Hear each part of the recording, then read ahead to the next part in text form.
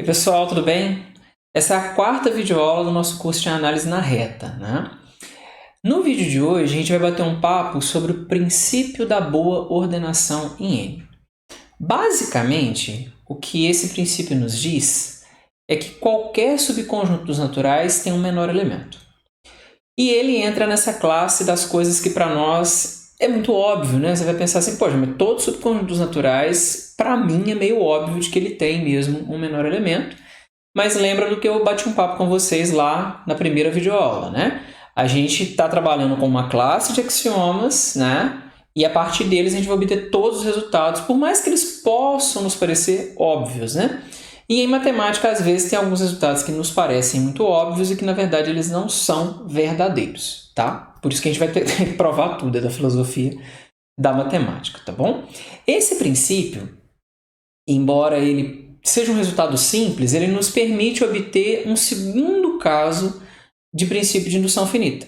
Você vai lembrar que no princípio de indução é fundamental duas coisas, né? A gente precisa ser capaz de passar de um sujeito para o sucessor dele, só que a gente precisa de um start, de um ponto de partida. E o terceiro axioma de Peano, ele pede que esse start, que esse ponto de partida, seja exatamente o número 1. Usando o princípio da boa ordenação, a gente vai conseguir obter um segundo caso de indução finita, em que esse start não necessariamente precisa ser o número 1. Ele pode ser qualquer número natural k, tá certo? Então vamos lá bater um papo sobre o princípio da boa ordenação. Só que antes disso, a gente precisa definir uma coisa que se chama relação de ordem num conjunto. Digamos que você tem um conjunto S, um conjunto qualquer, né? Ele pode ser um conjunto abstrato, tá? Não necessariamente conjuntos naturais, pode ser qualquer coisa, tá? E aí, digamos que você vai estabelecer uma relação entre dois elementos de S. Essa relação, eu vou usar esse símbolo, que é o símbolo de menor, para representá-la, tá? Aí eu vou dizer que esse trocinho aqui, né, esse símbolo, é uma relação de ordem se acontecer duas coisas. A primeira é que se eu pegar dois elementos em S, acontece o que a gente chama de tricotomia, né? Dei dois elementos, só tem três possibilidades, né? O primeiro é menor que o segundo, né? Ou seja, o primeiro se relaciona com o segundo, né? Ou eles são iguais, ou o segundo é menor do que o primeiro, ou seja, o segundo se relaciona com o primeiro, né? E aí a gente vai se permitir também, a gente não vai ficar muito preocupado em ficar definindo isso, mas isso aqui é a mesma coisa que dizer que o x é maior que o y, tá bom? E a segunda condição que a gente vai pedir é uma condição de transitividade, que se você pegar três elementos em S, né, um x, y, z, caso o x seja menor que o y, né, e o y seja menor que o z, ou seja, né, primeiro menor que o segundo menor que o terceiro, então precisa acontecer que o primeiro seja menor do que o terceiro, né? Ou seja, x menor que z, né? Aí, em N, a gente consegue definir uma relação de ordem da seguinte forma, né? Se você tomar dois naturais aqui em N, né? A gente vai falar que o M é menor do que o N se for possível encontrar um P, que está em N, de tal modo que esse N que está aqui é igual a esse M mais esse P, que é o que está escrito aqui. E que digamos que é uma forma natural de definir uma relação de ordem em N, tá? Quando eu digo que ele é uma relação de ordem, é porque ele satisfaz esses dois axiomas que aqui estão na definição de relação de ordem, tá bom? Eu não vou provar esse fato, vou deixar isso de exercício, tá ok? Agora vamos pegar e enunciar o princípio da boa ordenação. Então, pessoal, olha aqui está enunciado o princípio da boa ordenação, né? Em que quando você pega um subconjunto não vazio dos naturais, então vai existir um n0 que é o menor elemento de x, né? Aqui, o que eu vou utilizar, né? Eu vou usar fortemente esse conjunto Fn, que eu estou definindo aqui, que nada mais é do que são todos os naturais menores ou iguais que n, né? Ou seja, é o conjunto 1, 2, 3, 4 até chegar em n, né? E aqui eu estou colocando o terceiro axioma de Peano, ou seja, o princípio da indução finita, só que aí eu estou usando y e não x, porque eu já estou usando x aqui, tá bom? Né? Aqui, ó, tá lá, se o 1 está em y, e se n está em y e o sucessor também, então y necessariamente é igual aos naturais. A gente vai usar isso fortemente, tá? Então vamos fazer essa demonstração. Na demonstração, a gente vai fazer o seguinte, né? Imagina que o 1 está em x. Se o 1 está em x, não tem o que fazer, né? Porque ele vai ser o menor elemento. Então, n0 é igual a 1. Então, vamos supor que o 1 não está em x, né? Então, suponha que 1 não pertence a x. Aí, o que eu vou fazer, né?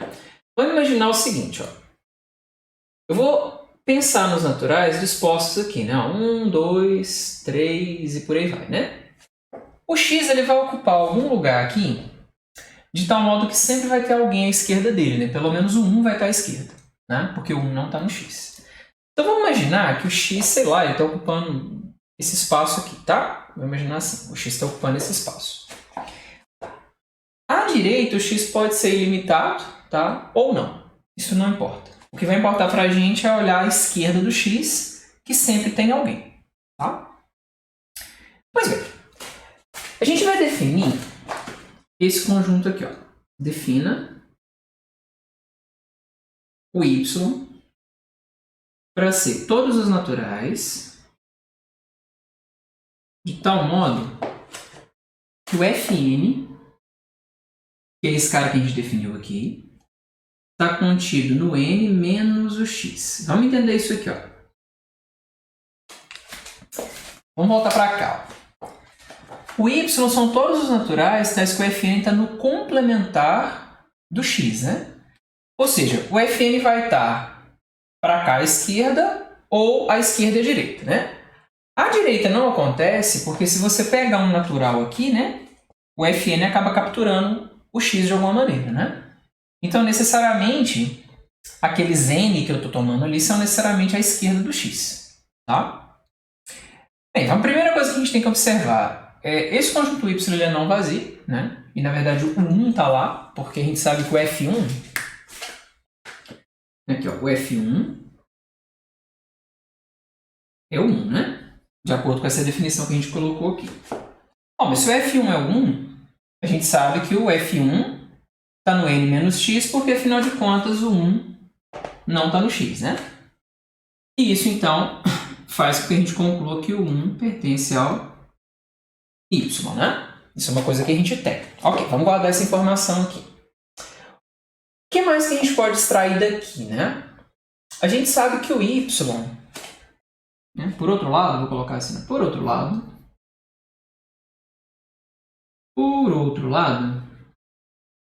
como o x ele é não vazio, ó,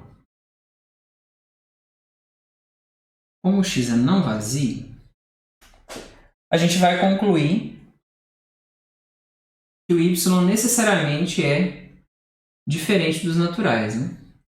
Porque, veja bem, se o y for igual aos naturais, isso significa que todos os Fn vão estar contidos em n menos x, né?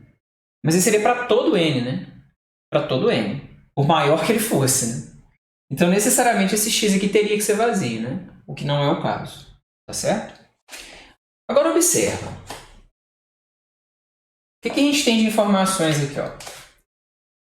O 1 pertence ao y, né? E o y é diferente dos naturais. Mas vamos dar uma coladinha aqui no terceiro axioma de Peano, né? Ó. Esse cara acontece e esse aqui não acontece, né? O y é diferente aqui, né? Então, necessariamente, o que eu vou ter? Vai ter que existir um n, que está no y, de tal modo que o n mais 1 não vai estar no y, né? Mas por que eu sei disso, né?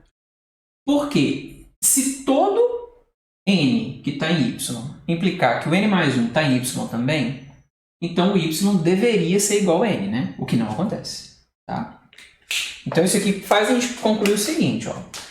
Daí, existe um n pertencendo a y, tal que n mais y, perdão, n mais 1, né, não pertence a y. Ó, vamos de novo, porque normalmente quando eu explico para os meus alunos, eles têm uma dificuldade grande de entender. Então vamos mais uma vez, ó. Por que isso aqui vai acontecer, né? Porque caso ele não ocorresse, né? Ou seja, se para todo n pertencendo a y a gente tivesse n mais 1 pertencendo a y, valeria o princípio da indução finita. E usando ele nesse formato aqui do axioma de Peano, a gente iria concluir que o y é igual aos naturais, né? Só que isso não acontece, tá certo? Pois bem, isso aqui já vai resolver o problema pra gente, né? Porque dessa expressão que está aparecendo aqui, ó, olha só o que a gente conclui. A gente vai concluir o seguinte, ó, que o Fn ele está contido no n menos x, né? E o Fn mais 1 já não está mais contido aqui, né?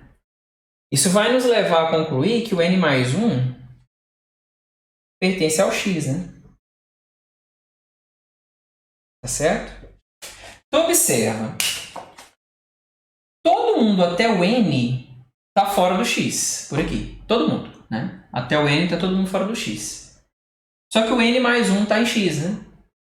Então, a sua situação aqui está descrita nesse desenho que eu fiz, né? Você está mais ou menos com isso aqui, né? Ó, o n está aqui, né? E o n mais 1 está em x. Né? Tá aqui o n mais 1. Então, o x está daqui para cá. Ou seja, o que a gente conclui, né? Que esse cara, ele é necessariamente o menor elemento do x, né? Tá certo? Então, basta tomar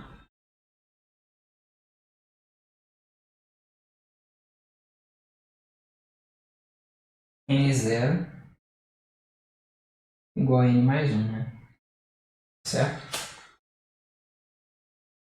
E aí, nesse caso, o n0 coincide com o mínimo do x. Tá certo, pessoal?